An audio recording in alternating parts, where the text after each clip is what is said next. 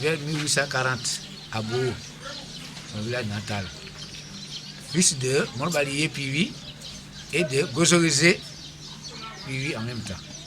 Mais sa mère venait de Zébéla.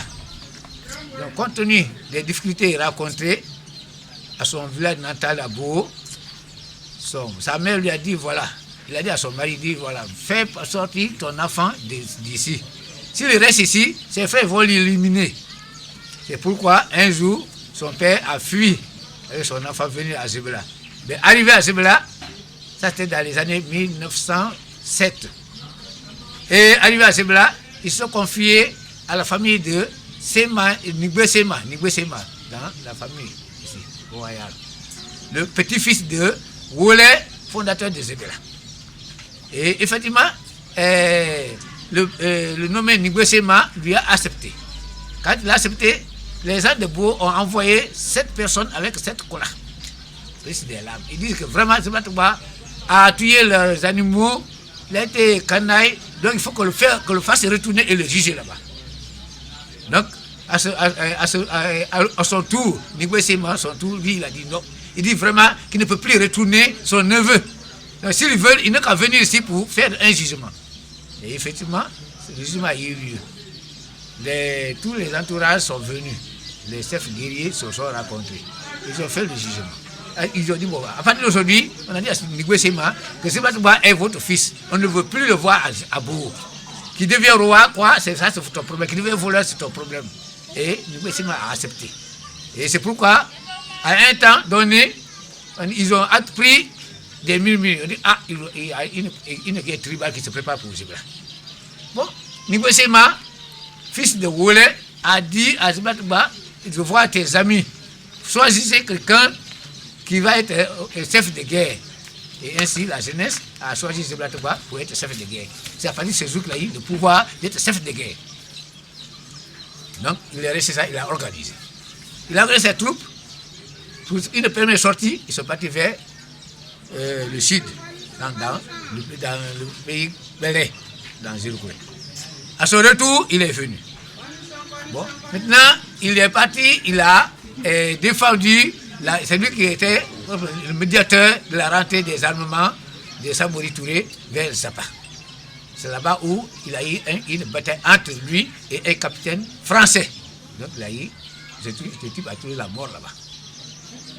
Bon, après l'attaque de Boussédou, en 1907, il fut trahi.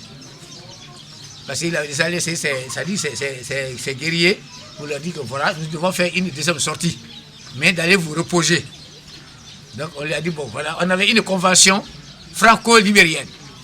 Donc on a eu des prises de possession, comment on appelle ça, des territoires qui nous ont été confiés. Donc nous allons pour cette réunion à Pampara, où il avait envoyé une fille en mariage.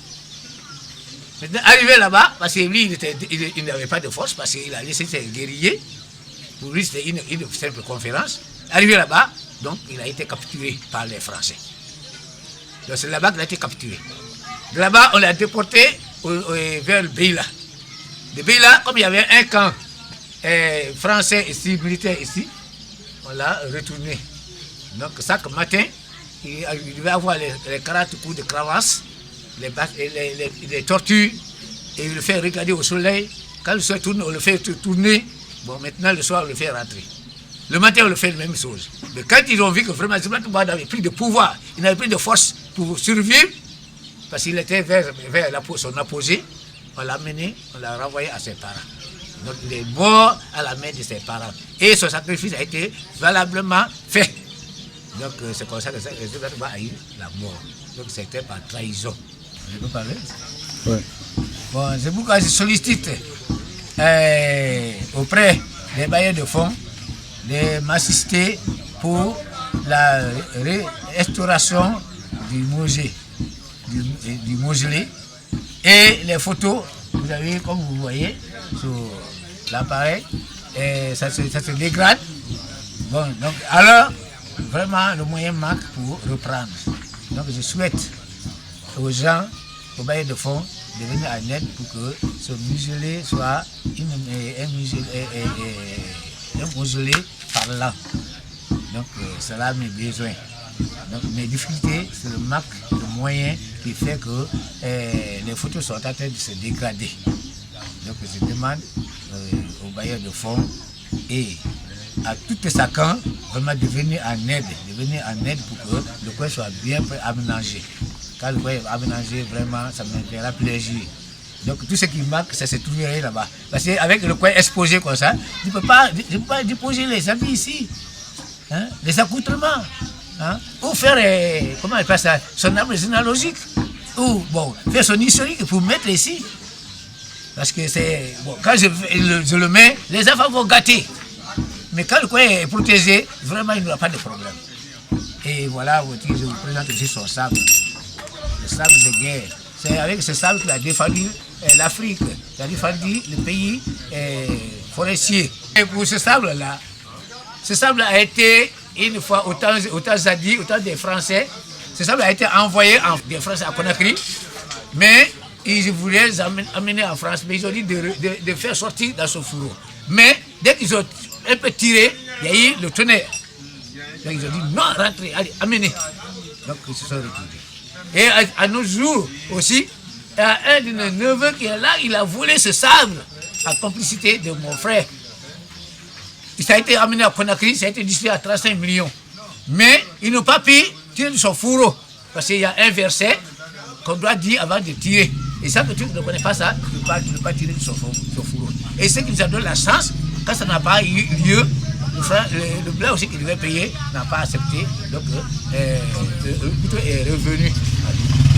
Donc le couteau, pour le retirer dans ce fourreau, il y a un verset qu'on doit le dire. Donc c'est ça. Bon, cette bague-là, c'est tout avec M. Piwi. C'est tout Marcel Piwi, commandant de la police de Massanta. Et même les colliers, c'est tout avec lui. Il y a la lance, comment on appelle oui, la lance, c'est surtout avec lui aussi. Et il y avait une bague que Samori a donnée à Zeblateba. Parce que Samori était à connivence avec Zeblateba, il n'y avait pas de guerre entre eux. C'était des amis. Donc celui qui respectait l'armement de Samori pour un passage vers Azapa. Celui qui respectait et l'envoyait. Donc si Samori avait manque de soldats ou de guerriers pour aller combattre, il venait vers Zeblateba et Zeblateba envoyait une partie de ses guerriers. Et c'est pourquoi aujourd'hui, si on attend, on dit Toumamania, c'est à partir de ça, c'est de leur amitié que ressortit le nom de Toumamania.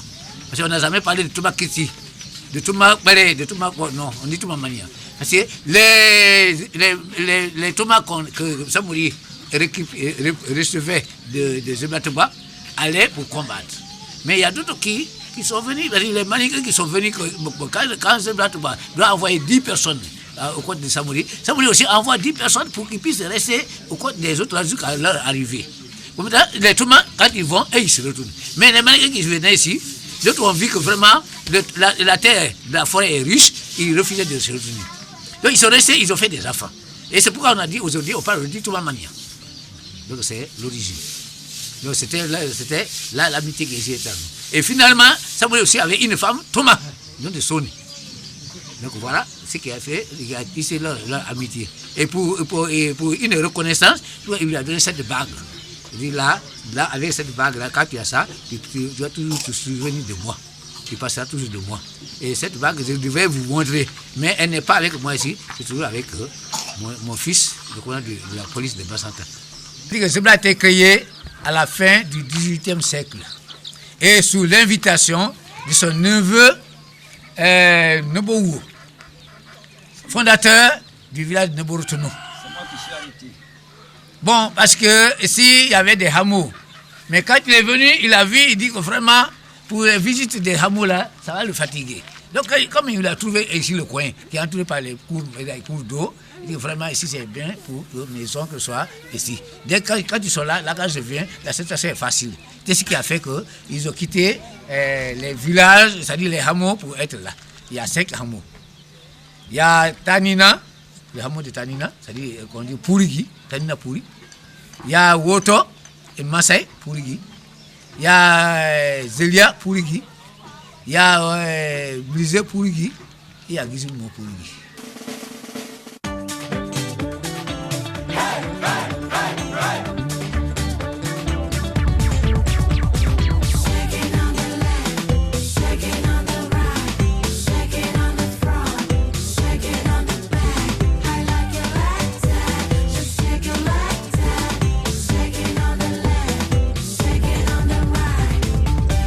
Quand il fait chaud et que le soleil